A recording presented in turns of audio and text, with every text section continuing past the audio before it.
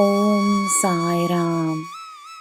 ನನ್ನ ಮುದ್ದಿನ ಮಗುವೆ, ನೀನು ಏನು ಮಾಡಬೇಕೆಂದು ನಾನು ಹೇಳುತ್ತೇನೆ. ಶಾಂತವಾಗು. ನನ್ನ ಮಾರ್ಗದರ್ಶನವನ್ನು ನಾನು ನೀಡುತ್ತಲೇ ಇರುತ್ತೇನೆ.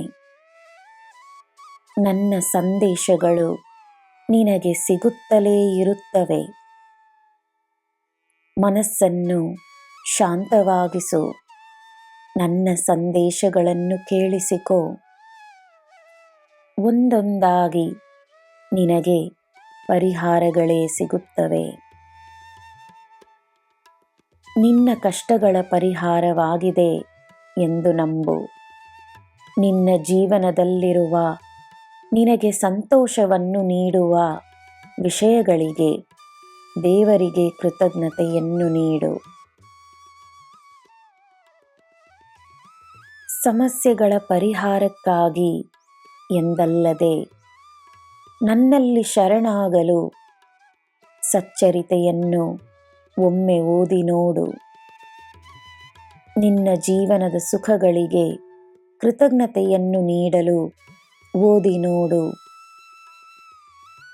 ನಾನು ನಿನಗೆ ಗುರುವಾಗಿ ಸಿಕ್ಕಿರುವುದಕ್ಕಾಗಿ ಓದಿ ನೋಡು.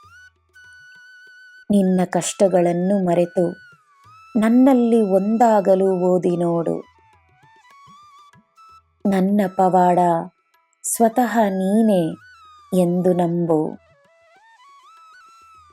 ನಿನ್ನಂತಹ ಪವಾಡವನ್ನು ನಡೆಸಿರುವ ನನಗೆ ನಿನಗೋಸ್ಕರ ಪವಾಡಗಳನ್ನು ನಡೆಸುವುದು ಕಷ್ಟವೇ? ಚಿಂತೆಗಳನ್ನು ಬಿಡು. ನಿನಗೋಸ್ಕರ ಒಳ್ಳೆಯದನ್ನೇ ಬಯಸುವವರು, ನಿನ್ನ ಪ್ರೀತಿಗೋಸ್ಕರವೇ ಕಾದುಕೊಂಡಿರುವ ನನ್ನ ಮಕ್ಕಳ ಮನಸ್ಸಿಗೆ ನಿನ್ನಿಂದ ನೆಮ್ಮದಿಯುಂಟಾಗಲಿ.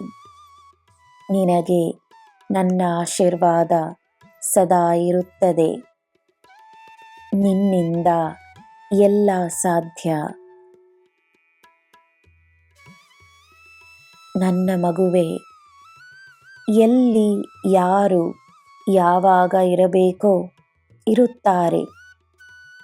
ನಿನ್ನ ಜೀವನವನ್ನು ನನ್ನ ಕೈಯಲ್ಲಿ ಒಪ್ಪಿಸಿಬಿಟ್ಟ ಮೇಲೆ ನೀನು ಸಂತೋಷವಾಗಿರು.